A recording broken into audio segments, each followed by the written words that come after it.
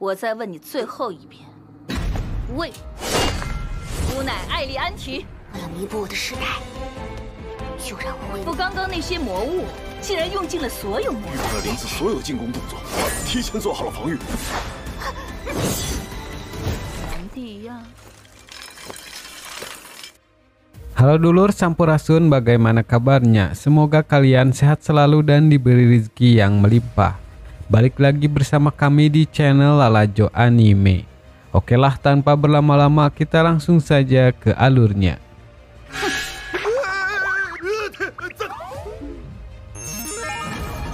Di cerita sebelumnya, Reiko bertarung dengan Ariante. Namun karena kehabisan kekuatan sihirnya, jadi ia kalah dan pingsan. Begitu juga Naga, ia disiksa oleh Ariante habis-habisan. Tapi ternyata pertarungan itu hanyalah untuk memastikannya saja. Apakah Naga benar-benar monster yang lemah?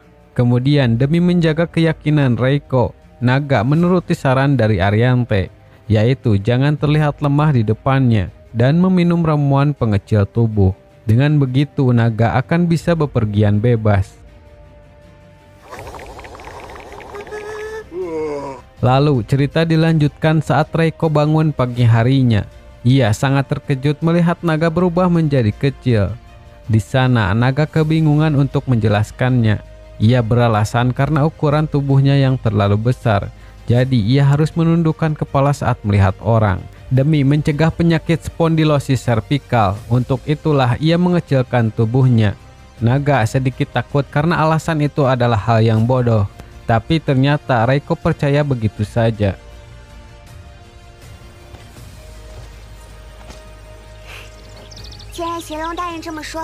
Kemudian mereka pun berangkat menuju suatu tempat dengan membawa ramuan cadangan. Di perjalanan Reiko masih mengingat kejadian kemarin. Ia sangat kesal Ariante kemarin telah berbuat tidak hormat pada Naga. Di sana Naga terus berusaha untuk menutupi dan mengatakan itu hanyalah mimpi saja.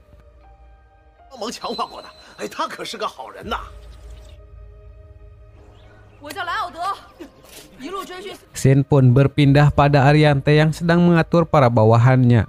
Tidak lama ia melihat Riyad datang mencari Reiko dan Naga jahat. Namun tiba-tiba reruntuhan bangunan jatuh tepat kepadanya. Beruntung Ariante masih sempat menolong Riyad. Di sini diperlihatkan kekuatan fisik Ariante sangatlah kuat. Melihat kekuatannya yang hebat, Riyad pun meminta untuk menjadi muridnya. Ia ingin menjadi kuat agar bisa mengalahkan naga jahat dan menyelamatkan Reiko. Di sana Ariante memperbolehkan anak itu menjadi muridnya. Namun ia memberitahu bahwa latihannya sangatlah ketat. Meski begitu Riyad tetap menerimanya hingga ia tersiksa oleh latihannya.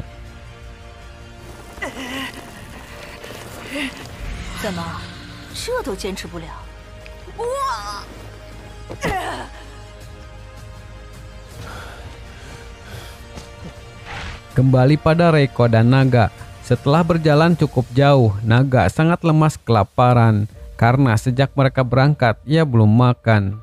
Untuk itu Reiko akan menangkap seekor kelinci dan memasaknya untuk Naga.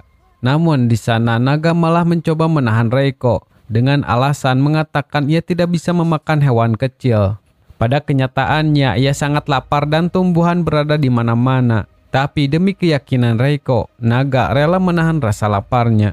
Tidak lama ada beberapa bandit datang pada mereka. Para bandit itu mengira Naga yang bisa bicara adalah barang langka. Mereka berniat menangkap dan menjualnya. Mendengar perkataan mereka, Reiko menjadi sangat kesal. Ia pun menunjukkan sedikit kekuatannya.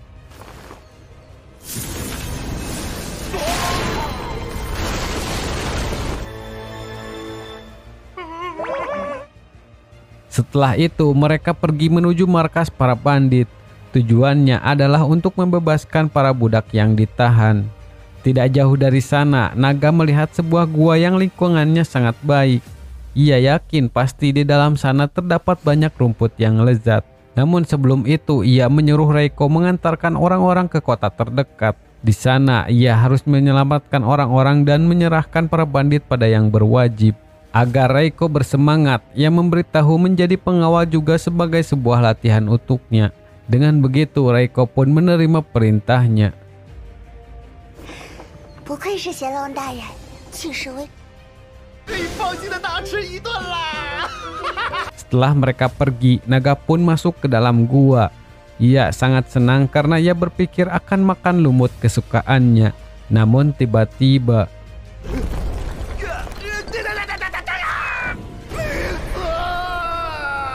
ia terjatuh ke dalam lubang dan bertemu dengan sosok yang mengerikan. Saat lari dari sosok tersebut, ia tidak sengaja menginjak sebuah jebakan. Beruntung jebakan itu tidak mengenainya. Kemudian sosok itu berada tepat di belakang naga. Ia berpikir kali ini dirinya sudah tamat. Namun ternyata sosok itu tidak melakukan apapun pada naga. Ia malah memberikannya makanan yang banyak. Saat makan, sosok itu merasakan ada orang yang mengerikan di atas sana. Naga memberitahu itu adalah anak manusia yang bernama Reiko. Di sana sosok itu memberitahu ia adalah dewa pemburu. Dulu ia datang ke bumi untuk mengajari manusia cara memburu. Dewa pemburu membantu manusia memecahkan masalah sandang dan pangan. Dan karena itu juga ia menerima rasa hormat dari umat manusia. Namun setelah manusia menguasai teknik berburu, dewa pemburu perlahan-lahan dilupakan oleh umat manusia. Dan sekarang ia bisa meninggalkan tempat itu dengan satu syarat. Ia harus mengajari seseorang cara berburu.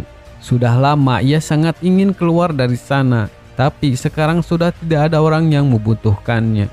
Mendengar hal itu, naga menjadi bersimpati. Belum lagi ia telah berbuat baik padanya. Untuk itu, naga rela diajari cara berburu oleh dewa. Tentu saja hal itu membuat dewa pemburu sangat bersemangat, karena ia telah menunggu naga mengatakan hal tersebut. Dengan begitu, naga baru sadar bahwa ia telah masuk perangkapnya.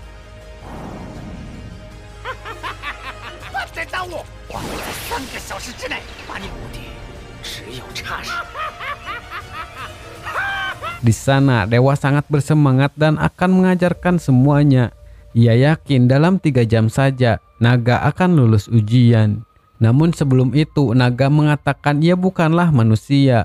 5.000 tahun ini banyak orang yang telah mengajarinya banyak hal. Tapi sampai sekarang ia tidak berguna. Tidak peduli seberapa kerasnya ia berusaha, tetap saja tidak ada yang berhasil ia pelajari. Tapi dewa tetap yakin tidak ada murid di dunia ini yang terdidik tidak baik di tangannya. Dalam waktu 3 jam, naga akan menyelesaikan pelajarannya. Dan pelajaran pertama adalah kekuatan fisik. Naga disuruh untuk sit up 200 kali. Namun karena naga mempunyai duri di punggungnya, jadi ia tidak bisa berbaring sama sekali.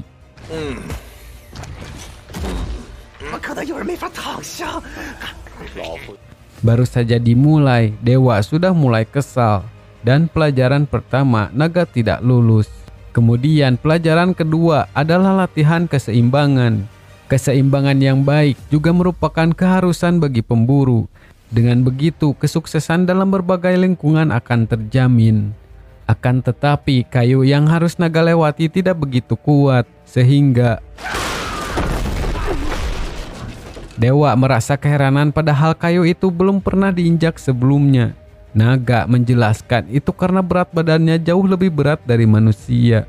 Di sana dewa tetap bersikeras dan menyambungkan kembali kayunya. Tapi tetap saja pelajaran kedua naga kembali tidak lulus. Dan dalam pelajaran berikutnya pun tetap saja seperti itu.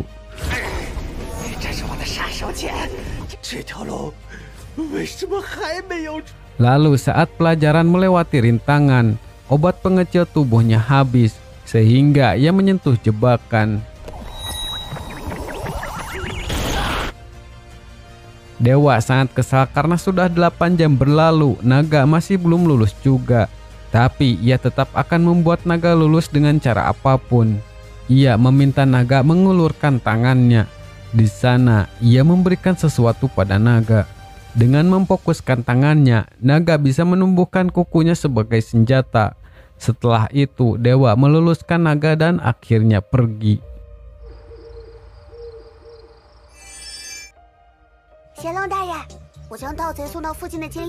Keesokan harinya, Reiko telah kembali dari misi.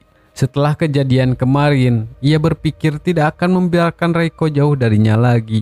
Lalu Reiko memberitahu ia mendapatkan informasi bahwa di dekat sini ada sebuah kota yang bernama Seiren. Kotanya sangat luas, penduduknya juga menjalani hidup dengan damai dan bahagia.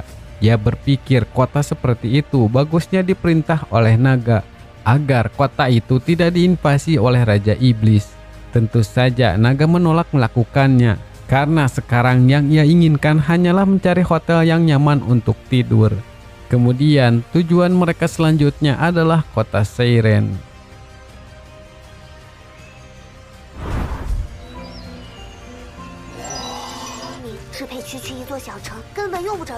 Sesampainya di sana, naga keheranan mengapa kotanya tidak ada pertahanan sedikit pun. Lalu Reiko melihat ada sebuah pelindung formasi sihir untuk menahan pendatang dari luar. Ia juga mendeteksi kota itu memiliki penjaga yang dikenal dengan Saint Air. Tidak lama, naga mendengar suara seseorang memanggilnya. Ia menginginkan mereka berdua meninggalkan kota Seiren. Di sana, naga mencoba memberitahu ia bukanlah naga jahat. Ia hanya ingin beristirahat saja di sana. Namun, Saint Air tidak percaya begitu saja. Meskipun naga terlihat seperti naga peliharaan biasa, ia tetap mengusir mereka dari kota. Tidak lama, tiba-tiba Saint Air merengek ketakutan. Ternyata itu adalah ulah Reiko. Ia memasukkan tangannya pada air dan mengalirkan sihirnya. Kemudian ia melihat Saint untuk menakutinya.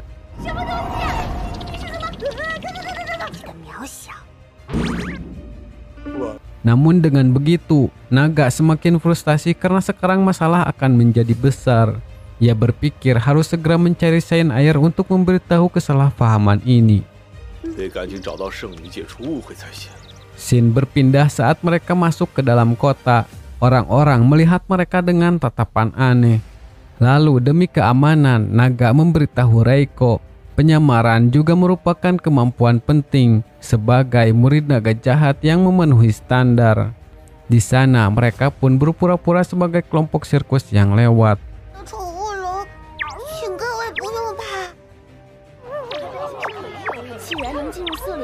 Mendengar hal itu, orang-orang pun mulai meninggalkan mereka. Lalu ada seorang pria yang memperkenalkan pelindung kota Seiren, yaitu Saint Air. Dulu tanah itu awalnya adalah gurun gobi yang tidak layak dihuni manusia. Kemudian Saint Air datang memanipulasi air hingga tanah subur muncul. Maka dari itu semua orang bisa menetap di sana. Dalam perlindungan Saint Air, mereka pun membangun kota itu. Kemudian pria itu mengantarkan mereka ke sebuah penginapan.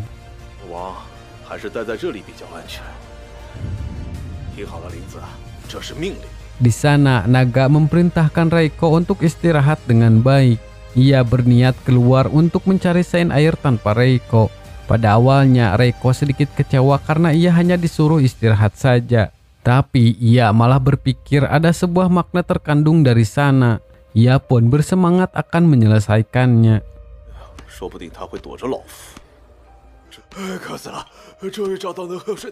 Setelah keluar, naga terus bertanya tentang keberadaan dari Saint Air pada orang-orang. Namun sama sekali tidak mendapatkan jawaban. Karena terlalu lelah, ia pun mencoba mendatangi sebuah kedai. Dan secara kebetulan, ternyata Saint Air berada di sana. Dari penglihatan Saint Air, sosok naga sangatlah menakutkan. Sampai-sampai ia terus kabur darinya. Namun secara kebetulan ia terus bertemu dengan naga.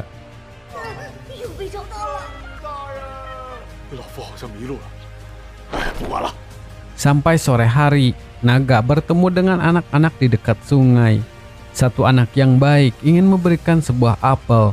Namun tidak lama Saint Air keluar dan mengira naga akan memakan anak tersebut.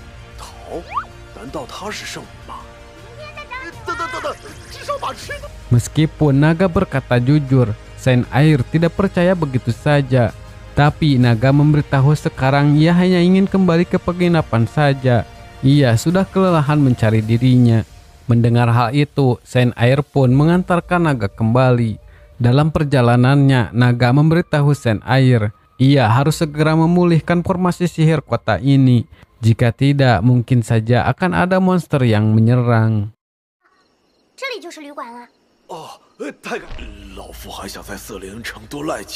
Sesampainya di depan pintu penginapan, Saint Air meminta mereka untuk pergi esok hari. Namun sejujurnya naga masih ingin bersantai beberapa hari lagi. Sesampainya di kamar, naga sangat terkejut melihat Reiko. Ternyata selama ia beristirahat, malah bermeditasi mencapai level tinggi. Kemudian naga menceritakan ia bertemu dengan anak-anak seusia Reiko. Untuk itu ia menyuruh Reiko bermain dengan mereka nanti. Ia hanya ingin Reiko berinteraksi dengan orang-orang yang sebaya dengannya.